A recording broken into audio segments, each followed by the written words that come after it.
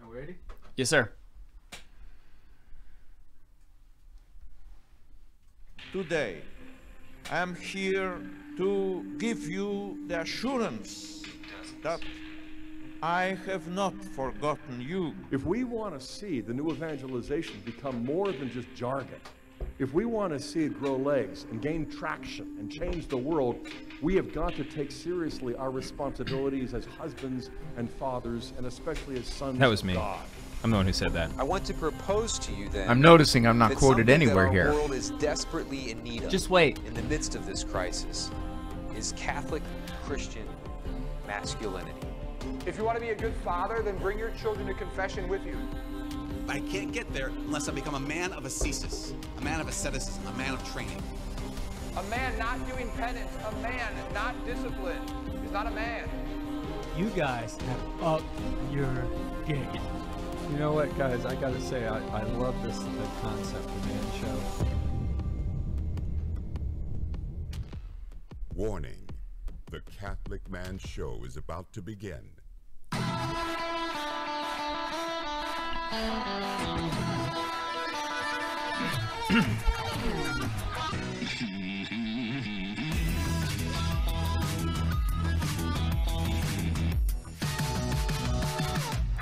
Welcome to the Catholic Man Show. We're on the Lord's team, the winning side, so raise your glass.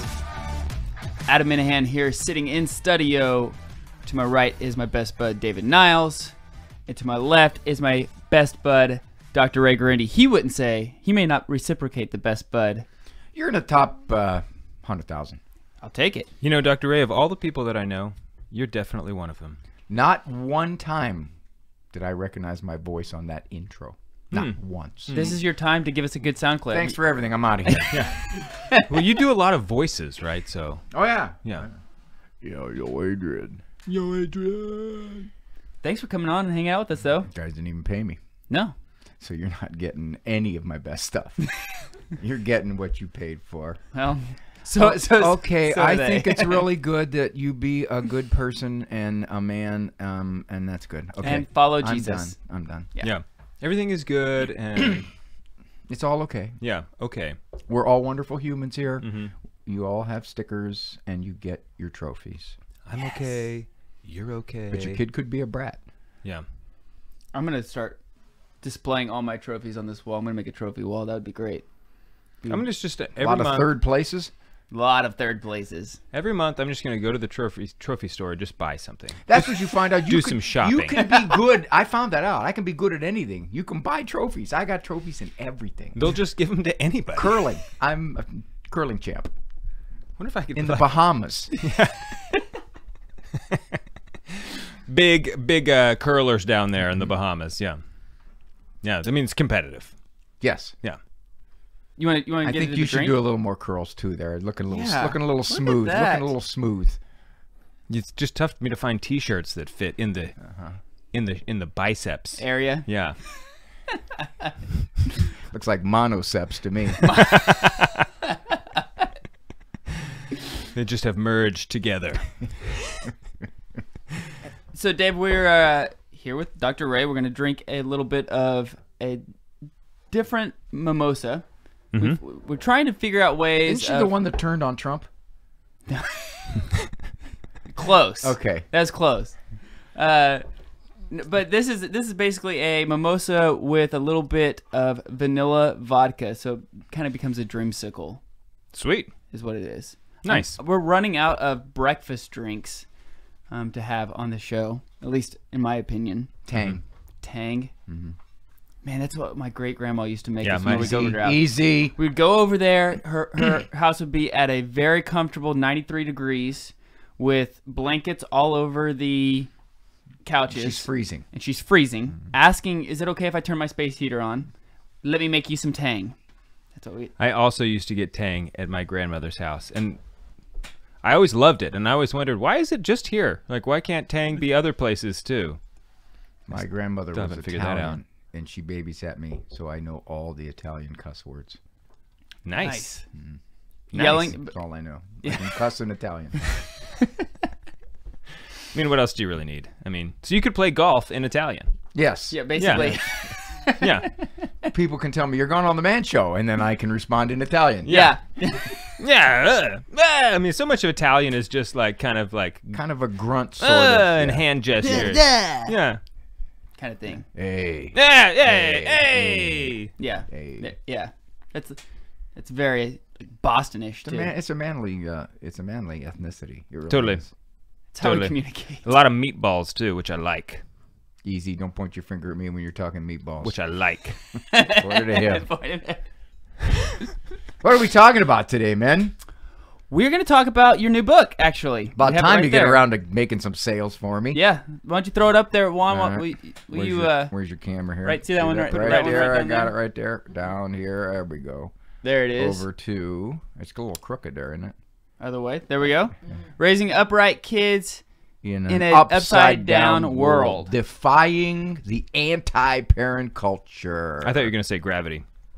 Well, I'll tell you what. The culture does have the power of gravity because it is relentless. Yeah. It is hard to fight. I heard you actually bilocated yesterday. Bilocuted. Talking two places at once over the radio. Time? Yeah. I heard Dave picked you up. You got in the car. He said, so you were on the Catholic radio station. Dave says, yep. Here, let me turn it on for you. Yeah. And then I didn't listen to Dave after that. I just listened to me, and he kept trying to interrupt. Said, shh. This is brilliant. Hold on. I'm about to make a really good point. Good. Yeah. You should listen. Right. In fact, do you have notes? Can you write this down? Yeah. You'll want this later. I left him in your car. Yeah. But Dave trilocates. I don't know if you know this, but Dave can trilocate. I did tell him that. You did tell him? Yeah. I mean, I know this is a humility battle between you two. Dave is actually known. I will crush him in humility. Dave is known on the interwebs as the guy for humility. It's true. I was the one who wrote it, but it is true. He showed up to collect the Humility Award trophy, and if you do that, you automatically lose it. That's why I've won it 9 years in a row, because I say, I'm sorry. See, that's I don't deserve this. It's a misconception, Dr. Ray. See, if I tell you I'm a 6'2" Polish Catholic, it's only because I am. It's because it's true. So that's humble if you're real. Yeah. So if I say I'm the humblest guy that there is, and that's true, just because it's just the way it is. Okay. I'm not bragging. I can see that. God made me this way. Oh, the old God made me this way. Yeah, God made me this way. That's the old Trump card. Oh, yeah, you're good at that. God gave me that ability. Yeah, that's the real humble phrase. That's how you won the competition, isn't it? Yeah. Yeah. It's all about marketing. Yeah, it's all about marketing. Okay, so let's talk about this. So there's a lot of things that I think parents in this day and age get bashed for. Like Dave and I get looked at very weirdly, not just because of our looks, but because of the things that we do with our children. First of all, when I tell somebody that I have 4 kids, you're right there. You're a weirdo. I'm already a weirdo. And you know what they say? Here's what they say. They ask me, well, you know how that happens, right? And my response typically is yes, and I'm really good at it. Now, I make the point in the book that not only is our culture anti-parent in the sense that it's against the way we want to raise our children, it's against children. Yeah. That's the point. People don't realize that we have an anti-child culture. And so if you have more than your allotted 1.86 children, you're sucking up more than your share of the rainforest. Right. Is what you're doing. Now, so now my question is, you have 10 children. Yes. All adopted. Yes. So I get away with it. Now, okay. I get away with it. That was my question, because like they're gonna ask you, they're gonna say, "Well, how many kids do you have?" You say 10, and they're like, "Well, you know how that happens, right?" I say, "Yeah, I go out and get them." Yeah. We don't practice safe phone. Yeah. They call and we say yes. Yeah. So that was my question. Like, do they give you the pass since you have 10? They do, because I have multi-race kids too. So it's a double check mark. That's right. They recognize, oh, that's okay then. Oh, you're just like Angelina Jolie. I'm probably a little stronger. Yeah. But here's the other thing, though. I have friends who have adopted a bunch. And I had one lady I know who adopted 18. She gets grief. 18? She gets grief. And you know what they say to her? What are you trying to prove? Oh, so she can't win for anything. She can't win because you're now reflecting upon me that I don't do that. Yeah. You are holier than thou in doing that. I couldn't believe when she told me this. I said, you got to be kidding. She said, no, they look at me. We even had a couple think that about us. Really? Like, what are they doing? Why are they doing this? Yeah. I'm not doing it. My wife was doing it. I went out. I went out and wrote parenting books. I don't have time to raise kids. Yeah. I'm working. Jeez. Come home in the office, we got another one. Yeah, I know. I said, but I don't like her going to the mall. Can I just buy a sweater? Yeah. So after Pamela and I had our first kid, I took a week off, and then my first day back to work, I didn't even make it to the elevator. As I was walking up to the elevator, there was a lady that I work with, and she's like, "Oh, congratulations, welcome back." And then she said, "So, are you guys done?" And she did the whole Sullivan nod thing, like nodding it, like you're done, right? David, think about this. Think of the arrogance, the intrusiveness, the intolerance of somebody saying to you, "Well, I'm really questioning the way you've decided to be married and to have children." Yeah. We live in a culture that says sexually anything goes. You can do anything you want anytime, and you better not judge me. Yeah. Except have babies in marriage. Yeah. Then we will judge you. Well, so when someone asks me this question, "Are you guys done?"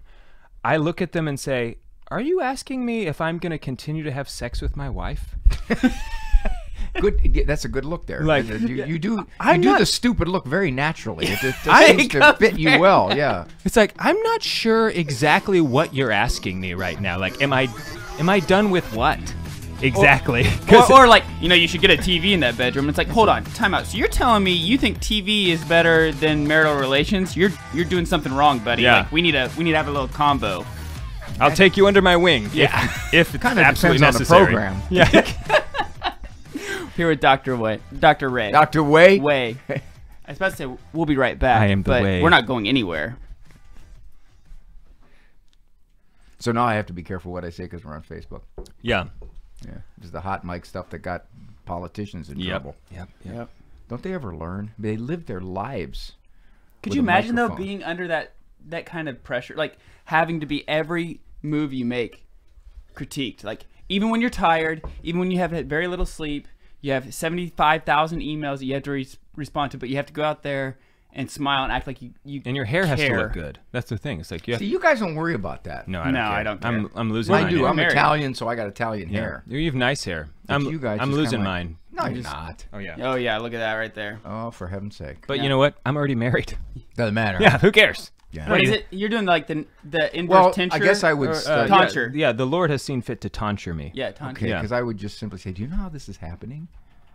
No. Kind of like the same reaction you get from kids. Losing your hair, do you know how this is happening? Just think it has related to how many kids you have. Just a couple days ago, I was kneeling, and my oldest came up to me and she said, "Daddy, you are losing your hair right Don't here." you just love I just when start they laughing. point I these was like, things out? Thank you, Elizabeth. Thank you. You are out of the will. If it were a boy, he wouldn't even notice that you have hair. Right. Yeah. Girls critique fashion. I walk out of the house, and my daughters, "Dad, what? Dad," because you never notice how vowels you can whine with vowels. You can't whine with consonants. Right. You never have somebody go. Yeah. You can whine with vowels. What, Sarah? Oh, Dad. What? Are you gonna wear that? Why not? It's not torn. You can't wear something that's not torn now. That is really I'm the height of uncool. Really? It's not torn. Oh. No, I don't. I'm never good. If that's what it takes to be cool, then just count me out. I have a great uncle, actually, who every time we come and my sister has like these torn pants or jeans or whatever, he looks at her. He has dementia, so he asks this question about every 5 minutes or so. So, did you buy those pants that way? That's what he.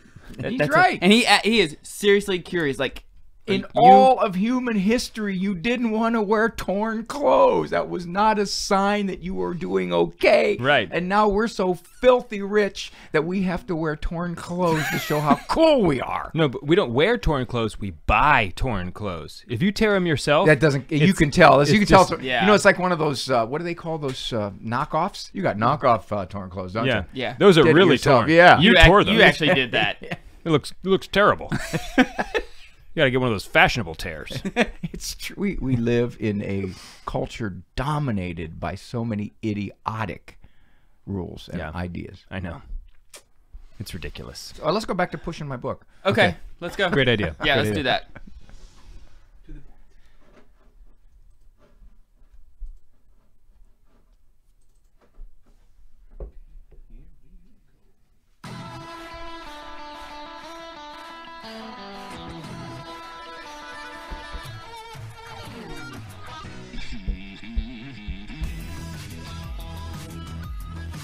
Welcome back to the Catholic Man Show. I'm David Niles here with Adam Minahan and Dr. Ray Guarendi.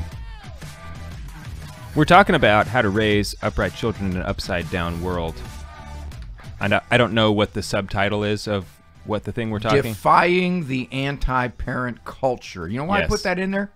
Because every book has to have a subtitle. Well, that is true, but I Every didn't book. want people to think, oh, this is just another book to tell you how to raise a virtuous kid, because there's a million books out there like that. Yeah. This is a book that says the forces of the culture that are misshaping our children, their minds, their souls, their attitudes, their beliefs are pervasive. And 90+% of parents underestimate those forces. They allow them into their homes. They compromise with them. They yield to them, and they are awash in them. And then one day, sadly, they look at this 18-year-old, this 20-year-old, this 25-year-old and go, what happened? We didn't raise him that way. And then at some point they will realize what it was. And I feel- can't tell you how then- many times I've heard people say, I wish I could go back and do things differently. Because at some point you do kind of figure it out that, but sadly maybe it's their kids are grown, you know. Never in human history have some things been able to get into your house and raise your kid in its image, in the image of video games, in the image of smartphones, in the image of technology, in the image of materialism, in the image of entertainment, in the image of sports figures. All of it essentially says, hey, Pop, you are way off. And if you're a religious dad, you're really a mess. Remember last night I was talking to my 22-year-old son? Yeah. And you guys ate most of the food before I came back to the table? And drink your beer. Yeah, I noticed that. You spit in it. You just left it sitting there. That was your fault. Your not son, your ours. 4-year-old son grabbed it. Yeah. Jude was like, dibs. He said to me, my son said to me, and he didn't say this disrespectfully, Dad, you're one voice telling me how to live. There are thousands telling me that your way is wrong and their way is right. And he didn't say, I'm going to yield to those voices because they got the numbers. He just simply said, that's what it is, Dad. That's what's out there. And you know what? That's very perceptive of him. Most Yeah, that 22-year-olds don't even don't have the ability to actually critique the messages that I think they're just they're more thrown about by the torrents and the forces that weigh upon them. So, and if we use our intellect to evaluate these things, then it's easier to let some by or withstand some that we know are ridiculous. But if you don't have the awareness, the self-awareness to do that, then you are subject to the forces that they imply on you. Yeah. Parents are afraid. The number one reason why good parents now, I'm not talking oblivious parents, I'm talking parents who mean well. Right. They want to do it right.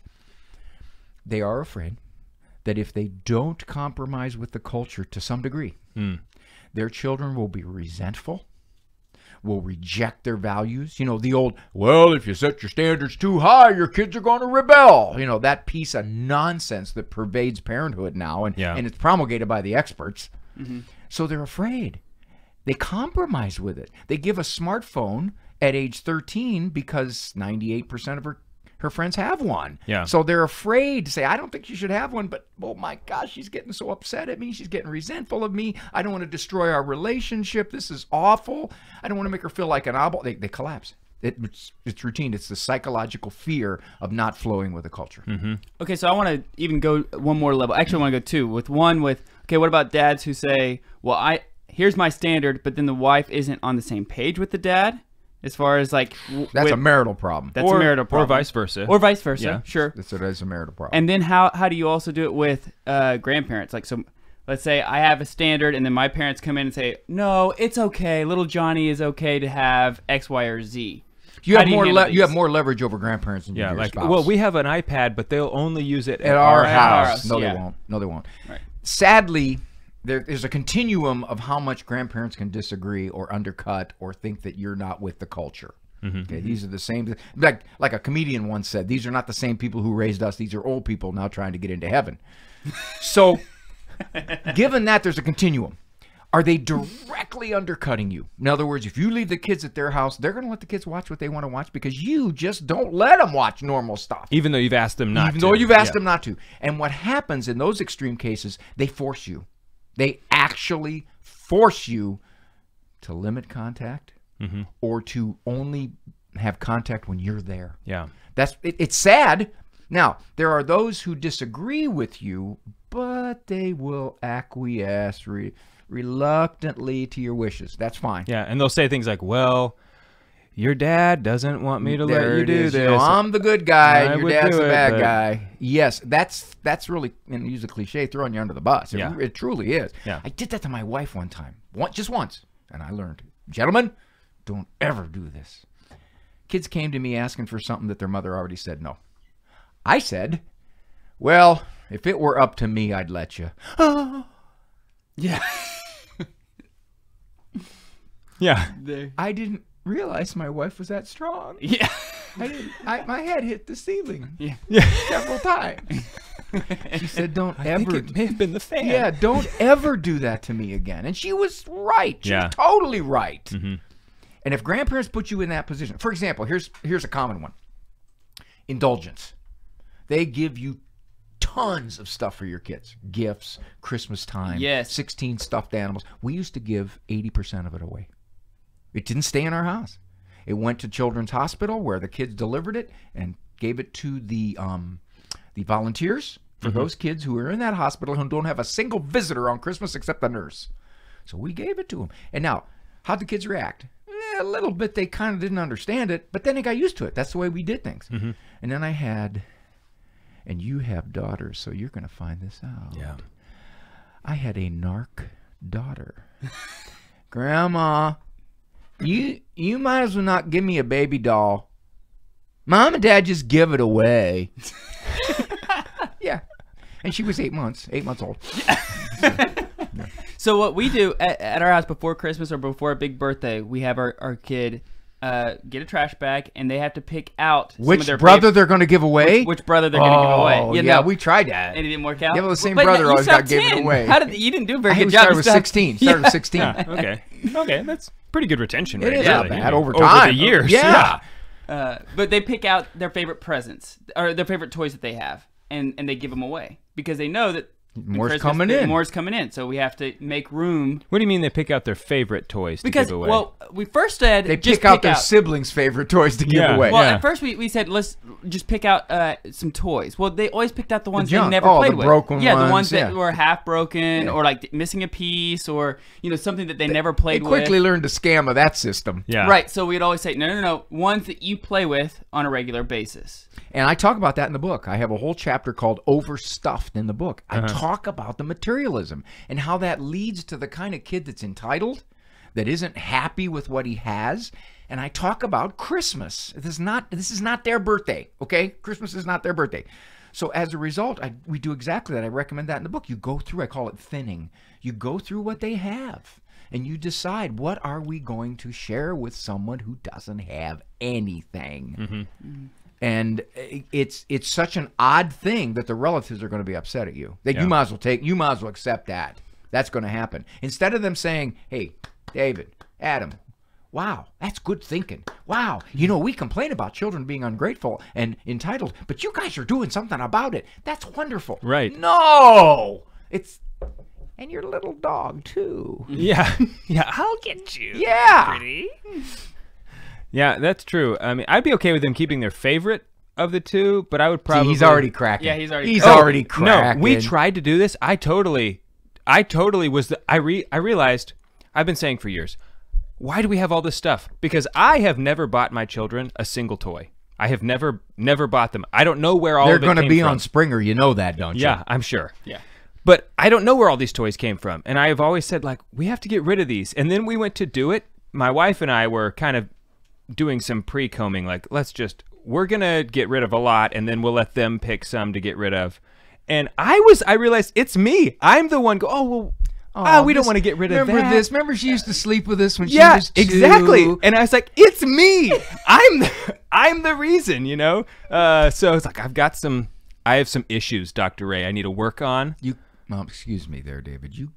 No. You're not professionally trained to use the word issues. You're right. You know. I'm not professionally trained. No, you're not. But I have issues. Shocker. That's not a surprise to anybody. Severe personal defects. I would use the word pathology. Yeah. Some of that. Sprinkled with other stuff. But I do think that the less kids have, the more appreciative they have. That's a simple rule. And the more happy they are, right? That is the a happier simple they are. rule. That's what I've noticed, that it seems like it's a burden. If you give a child a lot of toys, it's almost like a burden on them, because now they have to keep track of them all. And you know what I mean? Is that true? We had a one stuffed animal rule. Really? The first 7 or 8 kids, one stuffed animal. You pick the one you want. If another one comes in, you decide which one you want. Now, I got a little sloppy on that with kid 9 or 10. You tend to do that. I don't know if it's because of my age or whatever. I limited it to 500. But no, they got up to about 5 or 6. And then the older kids are saying, "Oh, well, we had one. Oh, we can see who the favorite is now." And I just go, "Yeah, she is. Come on, be quiet." Yeah, I mean, if you don't do that to your oldest children, I mean, slack the rules on the younger ones so that they have something to complain about. They were taking notes in their diaries so they could quote. You know, on December 7th, what you said, Dad, this 8 years ago, when I asked if I could have a second stuffed animal. Like, I have it down here. I quoted it. It's 2 days after my 5th birthday. Yes, it's true. You said this to me. So when we get back, I'd like to talk a little bit more about cell phones, iPads, kids, when they should have them, when they should not have them, how we are always the ones, I seem like we're the ones saying no and everybody else is saying yes. Sorry, hold on. You have a phone call? Yeah, I do. Okay, we'll let him take the phone call. I just want to check my text messages. Yeah, excuse me. We'll be right back. I've been unavailable for 4 minutes.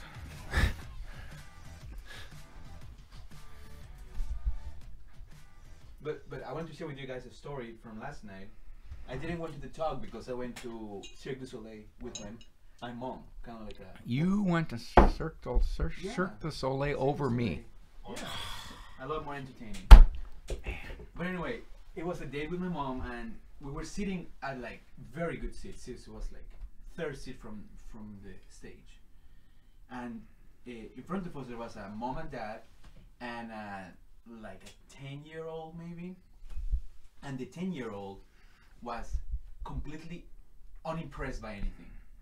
The mom and dad were like, you know, these amazing things going on, and they're like clapping and like everybody was getting into it, and the mom is like, "Are you gonna do something?" You know, and he was just completely unimpressed by anything, and this a byproduct of, you know, the overstimulation. Yeah. I just wish, and he was like trying to get into his Look phone at kids during mass.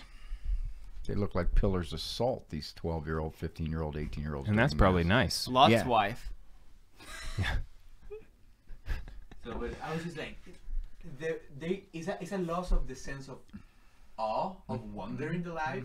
It's like, there you are looking at the most incredible show that, you know, Tulsa will see. Hey, come on, he can see anything he wants on the internet. Come on. Probably, like, if you're going to do that with your kids, probably have them go running or something first. Do some, like, strong gross motor, like, gross activity. Motor, like throwing up. Yeah. Sucking spark plugs out of an engine. That's gross motor. Yeah. Yeah, I mean, that would probably be it. There's a lot of reasons why that's a good thing to do. All right, let's keep ready going. to roll. Learn mechanics. How many topics do you want to go through? Because we only have 2 more segments. I don't know. So I just want to make Whatever sure. you We're going to, like, all that we get to, I just think. feel like we talked for maybe too long on the toys. Yeah, but I think that's a big issue. Okay. It's a really big issue. We can keep At least going. it is at my house. We'll keep going. Okay. He keeps us in check. He keeps us on point. We got him a hat that says producer. Now he thinks he's in charge and I stuff. got it for myself. Yeah, he actually did get that for himself. Well, we let him wear it. There we go. He got that for himself? Yeah. We didn't even get it for him. We're terrible friends. We are bad friends. We're really bad. Welcome back to the Catholic Man Show, sitting here with Dr. Ray. We have a MAGA hat. Men are great again. Men are great. Yeah, we should do that. Boy, we would get the emails that we would get. I would just forward them all to you and let you not answer them. I'm really good at that. That's one of my talents. Is not answering emails. Yeah, that's another one of the gifts that God has given me. Not answering emails? Is ignoring emails. I'm sorry, what did you say? Yeah. So exactly. Before the break, we were going to talk about cell phones, iPads, age of the kids, that is good or bad to have them. Last night you gave some statistics on dating, and I'm sure that dating and iPad, like apps on phones, very much correlate, and how early they date versus when they start being sexually active. Parents will say to me, and I'm hesitant to answer this question because I don't like the wording, what's the biggest mistake I can make as a parent? Oh, that's simple. Give your kid a smartphone. Yeah. That's simple. Or like choose not to baptize them. That would be a pretty big mistake. That's a big one, yeah. Yeah. But they're talking about the secular stuff. Yeah. If your kid's 13, she doesn't have a smartphone, she's in the bottom 5%, 2%, 3%. Mm-hmm. So parents yield, and they give it. They wouldn't think of giving a flip phone. Ooh. Right. Does it work? Is it a crank? That's what I had when I was like 17. Yeah, but they were cool back then. Yeah, they were. Yeah, because there was no such thing as a smartphone. I used to carry my garage door opener so people thought I had a pager. Yeah. That's how cool I was. But they yield. They funny. absolutely yield. Yeah. And I would say by age 15, maybe 1%. Because it's probably not just pressure from their kids, but when they get together with their kids' parents as well, right. That's absolutely they're right. going, oh well, we gave her and blah blah blah, and it's like, and she's doing just fine. No, and I tell them, and they want you to affirm their decision for giving their kid. The only reason you think they're doing fine is because you haven't discovered it yet. Yeah. I tell them 90+% of the time the kids are going to misuse that phone. They're going to get into pornography. They're going to get into sexting. They're going to go places you don't want them to go. They're going to be distracted by it all. As we were talking earlier with your producer, they're going to be so enamored with what's available to them. Normal everyday stuff is a drag. Yeah. Mass is in slow motion to them. Lift up your hearts. I actually know a priest who is not too far off that. Well, but you got a 15-year-old kid going, come on, man. Yeah. Right. What is with this guy? That's exactly what happens. And it's Grandpa's birthday party, and she's sitting over in the corner. Oh, hi, Grandpa, happy birthday. Yeah, all she can think about is like, Mom won't let me use my phone while we're here at Grandpa's party, and now all she's thinking about, because I used to be this way, I actually can remember kind of feeling this way in college. I remember getting my first smartphone and telling my mom how awesome it was and saying, Mom, you should get one. You'll be addicted to it. Isn't that great? And she looked at me and said, like, why would I want to get one? My mom is wise.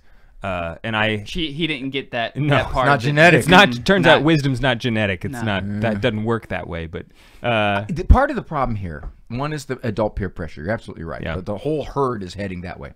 Another one is what I call time warp. When these things first came out, like any technology, awesome, wonderful, let's have it, without anticipating the possible downsides. And so we're years into it. which can be hard to do. That's right. Yeah. We're years into it before it starts to come out from shrinks and researchers and different people. Ooh, wait a minute. There's a real downside to this stuff that we hadn't anticipated. But we're already down the road. The kids already had it for 6 years. You asked the question, Adam. Age. Age is irrelevant. Moral trustworthiness. I had some kids I gave a phone to when they were 16 or 17. I had another one I didn't give a phone till she was 18. It was that simple. I took 5 away from one of my kids because their friends give them the phone. If their friends know that you didn't give them a phone or you took their phone because they mishandled it, their friends will give them one. Oh, I have an extra one. Yeah. Oh, yeah. From my last daughter upgrade. got 5. She got 5 that we had to discover and take away. Was she mad at us? Heck yeah. Yeah. Was she resentful? Heck yeah. But I always tell parents this. I want to live after my children are raised with the idea that they had to climb over me to get through that gate. not because I opened up the gate. Right. Right. So that goes back to also the people who say, well, you can't shield them forever. I don't want to shield them forever. I want to shield them for as long as I can. Yeah, or until they're ready, like you said. Until they're ready. Yeah. I always say, who has more ability to morally judge a situation, a 9-year-old or a 15-year-old? Right. And that's just, there's so many ridiculous notions like that. Or a 9-year-old or the 9-year-old's parent. Exactly. Yeah. Exactly. This whole idea that they're going to see it someday. My grandfather would never have understood the word overprotective. He would have looked at you like, what? What do you mean overprotective? That's me. I'm their dad. Overprotective? There's no such thing. Right. Am I supposed to not protect them? That's it. Am I supposed to allow the culture to decide what they should know? Right. That's nuts. See, that makes me mad. I agree. Because when I feel like I'm being bullied by the culture and by other parents, I become more determined. I'm going to raise my child at my pace with my morals that I judge best for their well-being. And I'm not going to let the world come in here and decide how to tell my child what's moral and what isn't. Yeah. So the more I've thought about cell phones, the more I think that a smartphone, cell phone is one thing, a smartphone is a totally different thing. Computer in your hand. Yeah. Like, what is the age? I think it's like 25. I mean, I'm not kidding. Get married. I'm really not joking that I don't think it's just so it's not that, oh, a 20-year-old doesn't know how to be moral with it. That's actually not what I think the issue is, but it's the addictiveness of the screen that glows and it sucks you in. I mean, to this day, I will catch myself doing something. I'm sitting in the living room, my kids are playing, and they're asking for my attention. I'm thinking like, just a second. I'm trying to like finish reading this, so what somebody that I don't even know is not even part of my life, what they wrote on Facebook. Oh, look at last night. I was with you guys, and your son was there, and my wife got a hold of me because my son was going through a little bit of a crisis. Well, look what I did. I left the table, went over and sat down for 15, 20 minutes. You guys drank my beer. You took all my food. Yeah. So really, it was right and just. Dang. So here's the other thing too. Surveys will show you that the majority of parents have no parental safeguards on that phone. Yeah.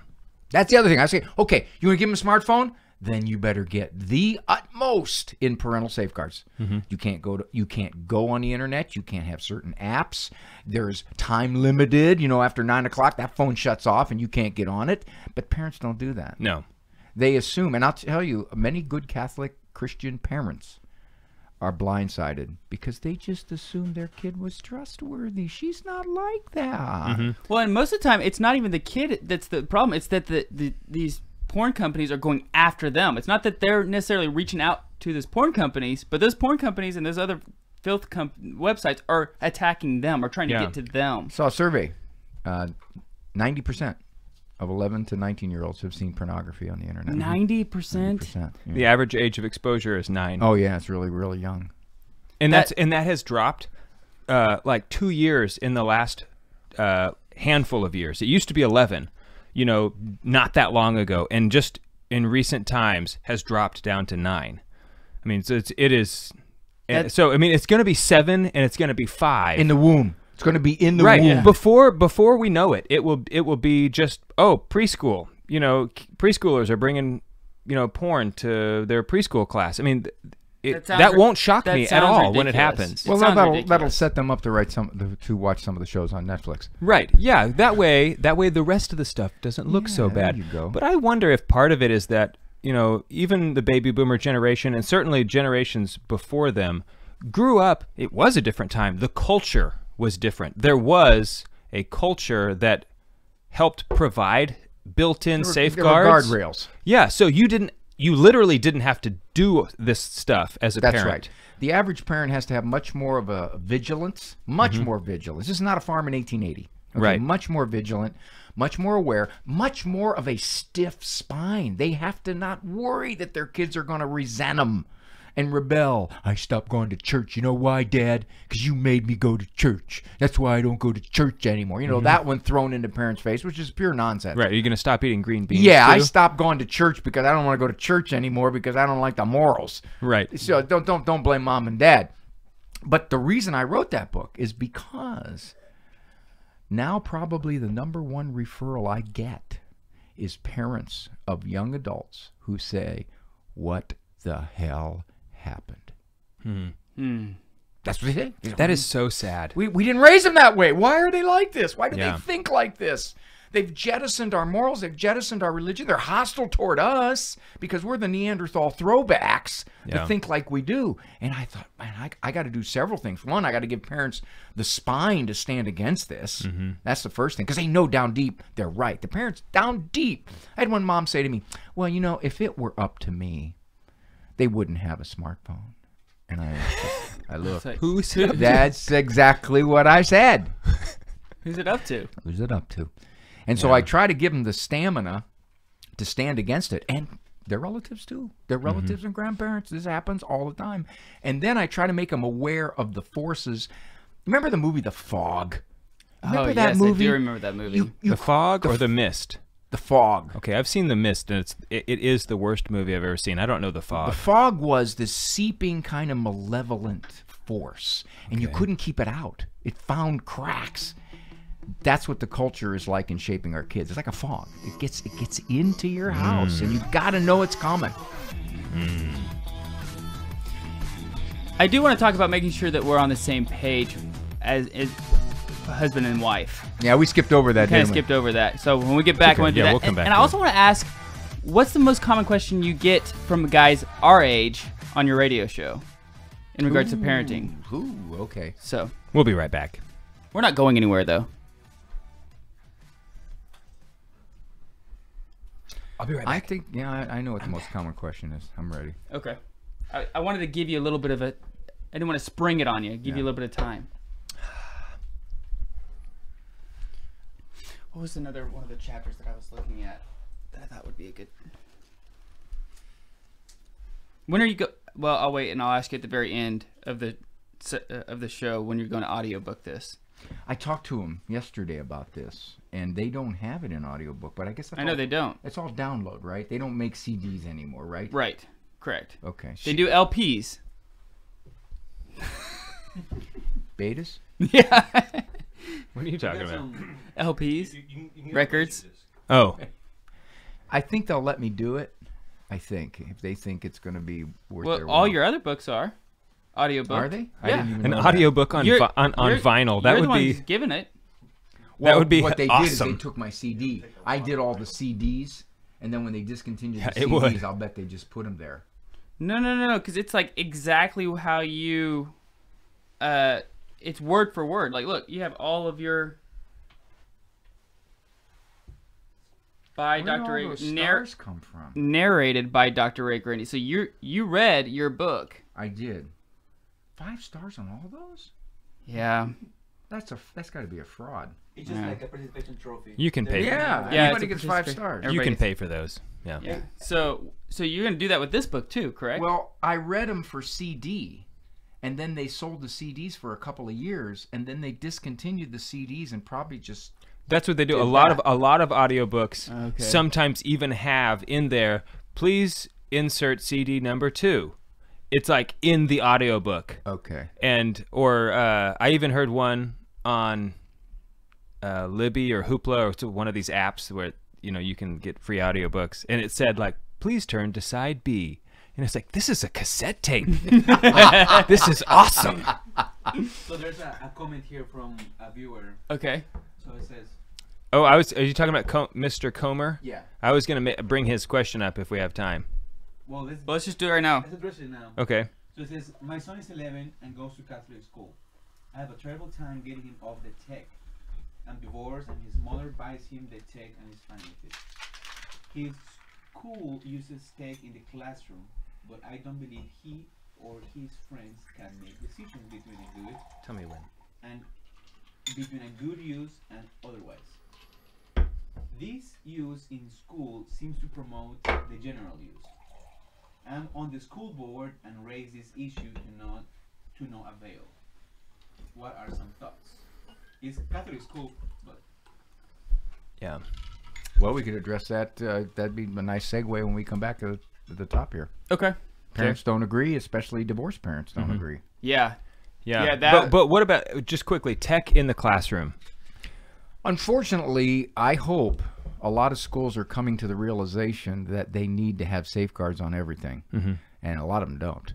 Yeah, a lot of them don't. And you're not going to. Tech in the classroom is here to stay. It's not going anywhere. That's it. Really? See, I don't agree. I think it's a temporary fad and will quickly dissipate. Well, wow. Just because the studies, like the results of when they have looked at what does it do for outcomes? It's terrible. It's terrible. I mean, you even look at someone like Steve Jobs intentionally sent his kid to a school that had zero technology. It's because he knew that it's not good for his kid. I mean, I don't know how official these studies are. Yeah, but that's it. I'd have to see the studies, and I'd have to know what they compared it to. I would also have to know if it's not confounded by something wrong there. No, he's gonna have to wait. He's wait for it to swim by. I'm doing the Bev cam. So I'm just making sure I'm flexing. And it's just flexing.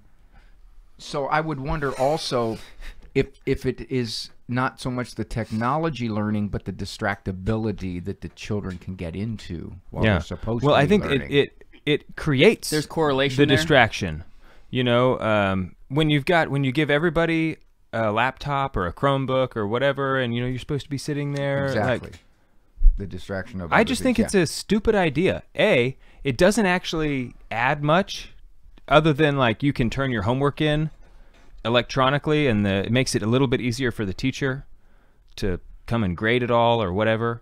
But I just think to me it's dumb. The phones and probably to some degree the Chromebooks just radically elevate cheating. Yeah, you can cheat. You can take a picture. Yeah. Take a picture of the test and sell it to the next class. Yeah, and there's no handwriting. So because that was me, I could never get away with.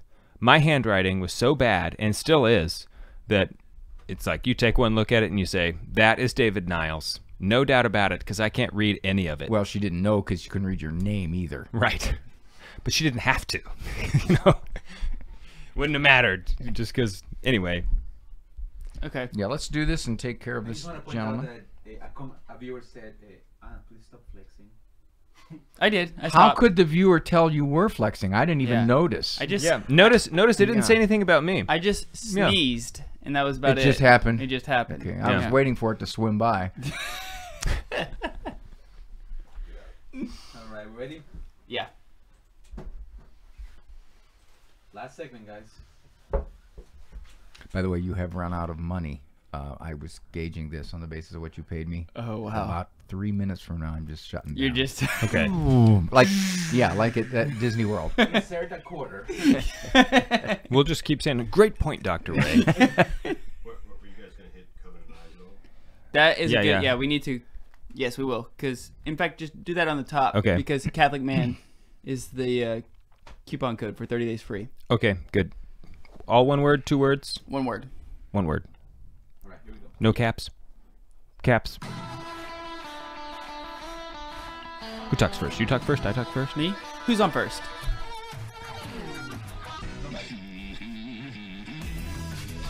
Welcome back to the Catholic Man Show. I'm David Niles here with Adam Minahan and Dr. Ray Guarendi. I just want to let all of you listeners know we have a coupon code for... Coupon. Oh, coupon. Yeah. We got coops. We got coops for Covenant Eyes. Go to covenanteyes.com, enter coop code Catholic Man for 30 days for free.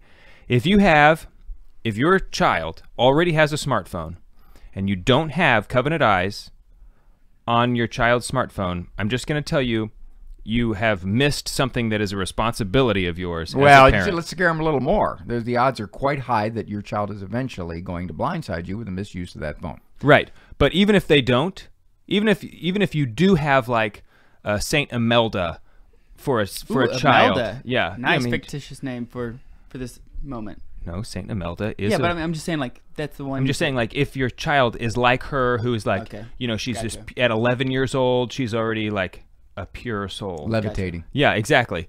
Even if that is your child, that doesn't matter because that doesn't change the requirements placed upon you as the office of fatherhood or motherhood. It doesn't mean, because it's not always about whether your kid's going to go looking for it, but it will find your children. So you just have to you have to have Covenant Eyes, Catholic Man, 30 days for free. So at the end of the last segment, we were talking about the fog. And it reminded me, there's a guy here in town, his name's Andrew Pudawa. He runs what's called the Institute of Excellence in Writing. They help with homeschooling resources. And he moved here from California.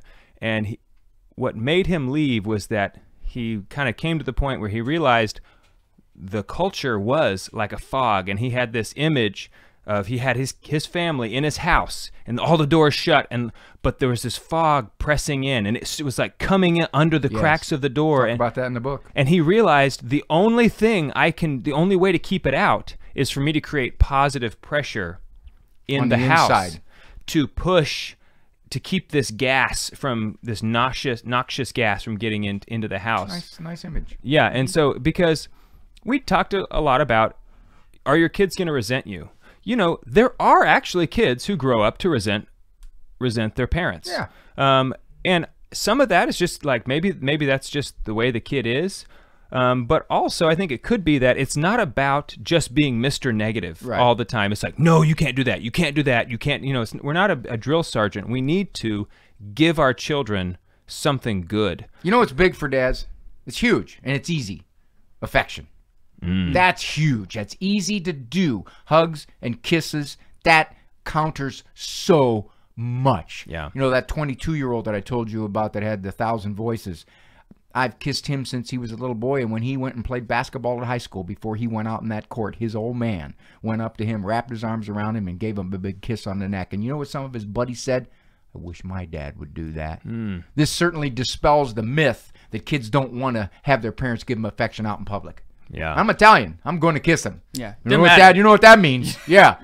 I'm hold you down and kiss you if I have to. Here, I'm going to give you a kiss. Have a meatball. Yeah. The other thing is, I had to affirm him because all the moms were going, hey, try hard. You're going to do good. And I said, Petey, try not to stink the joint out. Yeah. Don't embarrass me. Yeah, that's right. Your mother and I, we're out in the going to be leaving. Yeah. You're not even picking him up on the pick and roll. Come on. Yeah, exactly. You're going to be riding home with your Uncle Guido, and you remember the last time that happened. I don't think you want it again. But parents disagree, and that's what you guys wanted to talk about, right? Yes. Yeah. But let me just finish this real quick, when we'll get to it. As parents, we're the primary educators of our children. And Andrew Pudawa, again, he gave me the best definition I've ever heard of education. It's kind of a difficult thing to define, but he said that education is forming the appetite to desire the true, the good, and the beautiful. It's not actually about like filling the head with knowledge, but it's more forming. Education is supposed to form a person, and so if we do that with our kids, create that positive pressure. You have to, as step one, keep out the bad stuff like we've been talking about, but also give them the truths and show them the beauty of the Catholic faith, of just the world. There's so many wonderful things, that we can show them. Like, hey, we all like them. I like truth, good, and beauty. Truth, goodness, and beauty. So absolutely. I just wanted to say that. That's why you had me on the show. Yeah. Yeah. So that I could embody say that. truth, goodness, and beauty. Yeah. So what if they say, really do. Listen, Dr. Ray, I feel you. I get you. I understand everything you're saying, but listen, my wife and I, we're not on the same page. She's not Catholic, or she doesn't take her faith seriously, or we're divorced now, and now we're having to raise our kids in separate households. How do I handle that? Depends how far apart you are. Physically, emotionally? Emotionally and goal-wise. And divorce makes it much, much, much worse because you have no leverage whatsoever. Right. All you can really do is say, I have these standards at my house, and your mom or your dad has those standards at their house. There's no other way around that. I would say when a parent comes to me and says, well, my spouse doesn't think there's a problem with watching that, or my spouse wants them at age 12 to have a smartphone, how much can you negotiate with your spouse? That's one. You're going to have to come to some negotiation. If the spouse is flat out, no way, no how, I'm just doing it this way, you got a marriage problem. You just do. And I can't give you a formula answer for that. It so much depends upon how far apart you are, where the spouse is willing to move and to negotiate and say, okay, well, I'll hold out for another year on the smartphone, or all right, we won't let them watch that show, whatever it is. You guys are young. Number one question I get from guys your age who have come back to the Catholic Church and who are faithful guys. Okay. is it foolish to call a draw play on 3rd and 12? I think that's probably the #1 question I get on the radio. Well, how many times you've been running the ball? That's the question. That's a lot of it. Yeah. Have you set up the draw? Or are you just gonna? Yeah, that's foolish because you telegraphed it. Right. Yeah, I mean, if they've been shutting down the dive all day long, then it's just not going to work. And we've established that. Yeah. Right. Actually, what I'm hearing is a lot of guys with regrets because they come to the faith and they recognize how they lived, and maybe they recognize how they raised their kid the first 7 years of that child's life, and now they're trying to do not only a turn but maybe an about face. Right. And they're getting resistance from the kid. They're getting resistance from their spouse. Their spouse is saying, "Hey, man. You're not the same dude I married. Dude I married was a fun partier. Yeah. This is a problem here." And I always tell the guys, I say, look, you can't become weird. You can't become this hyper pious, holier than thou. Yeah. You will lose that. The thing you have to do, this is the #1 thing you have to do over time, to show your wife that your newfound faith will make you a far better husband. It is in her best interests that you've come back to the faith. Right. That's what it is. It's not the fact that you're going to go to daily mass every day and leave her there while she sips her own coffee and she's thinking, where is he? Well, he's gone to mass, okay. Or he's really excited when he gets on the phone with his men's group. I wish he would pay that much attention to me. You got to make sure that spouse feels like, because I'm Catholic, this is really going to be good for you and for the kids. Yeah. So can the dad take back the authority in the household that he's given up in the first 7 years? If you've lost the authority, what do you do? Well, if he's given it up on his own out of laziness or out of misguidance, you can take it back. You can take it back, but you're going to have some rumblings here. But the women are grateful. Far more often than not, the moms are grateful that dad is finally stepping up. And she doesn't have to be the authority. She doesn't have to be the bad person that sets the rules because old Disney dad over there is sitting in a Barcalounger and doesn't care what's going on. Yeah. I can't tell you how many women are resentful for that. They'll come into my office for marriage counseling, and within about 20 minutes, we find out, I wish he would help more with the kids. He just kind of just lets them do what they want, and I'm the one that has to try to set the rules, and he just kind of is the good guy. Yeah. The women really have trouble with that. And if you're going to do that, you have to have a conversation with your wife that says, where you sit down and say, hey, wife, I'm realizing I have I wouldn't approach her with that word. Hey, wife. Yeah, well, I mean, you might be right. All the same, like I want to do better. Here's the changes I want to make. And I'm going to need your help. Just so you know, this is what I want. This is what I'm hoping to do. And because otherwise, she's not going to realize that, oh, hey, you're trying to actually make a big difference, big change here. Here's something that'll make your point. My wife asked me to do this. From this point forward, if mom has a certain rule or a certain standard or a certain ruling about a permission and the kids start to argue, she simply says, talk to your dad. This was his idea. Whether it was or it wasn't. Right, it's like a code word. That's right. Yeah. That's right. This is not my ruling. This is Dad's. And I tell the guys, step in there and say, yeah, she's right. That's exactly. And then you don't go, it is? What? Yeah. What did I say? Yeah. No, no. That's right. Yeah. It is. What is it? Everything that she said is exactly right. What I do. But that worked really well because I don't want my kids giving my wife grief. Right. Come to me. I'll take. I used to tell her, honey, I'll take the bullet. There's no reason you should have to take the bullet. I'll take the bullet for you. Yeah, because men, we don't have the same emotional capacity to even worry about having our feelings hurt. It's just fine. Like, oh, you hate me? Like, okay. I kind of don't care. Did you make a sandwich? Yeah. So last night you gave a logical proof for the people who said, I've raised my kids the right way, and yet they still have fallen away. All right. Why don't you walk that through? We got time to do it? Yeah, let's do it. We have time. Right. Let's do it. You play my audience. All right. Is there a God? Yes. Yes. Christ God? Yes. Was he sinless? Yes. Could he perform miracles? Yes. Yes. Did he have a perfect understanding of human nature? Yes. Yes. Could he get most people to follow him? No. No. Oh. So we think we're better than the God-man. I always tell my parents, can you do a miracle? Can you even do a crummy card trick? I can do a crummy card trick, yeah, actually, but we think it's a spiritual formula that's going to guarantee how our children are going to be raised. Yeah. We are not their saviors. The point is, there's a lot there are so many challenges, so many traps. The culture has literally set traps for our kids. We have to be prepared as parents. Go get the book. Yeah, and it's gonna Raising be- Upright Kids in an Upside Down World. It's going to be on Audible at some point, correct? At some point it will be, Some but right point. now it's at EWTN, Sophia Press, or my website. Dr. Ray, thank you so much. Thanks, man. Thank you. Appreciate it. We're on the Lord's team. The winning side. So raise your glass. And cheers to Jesus.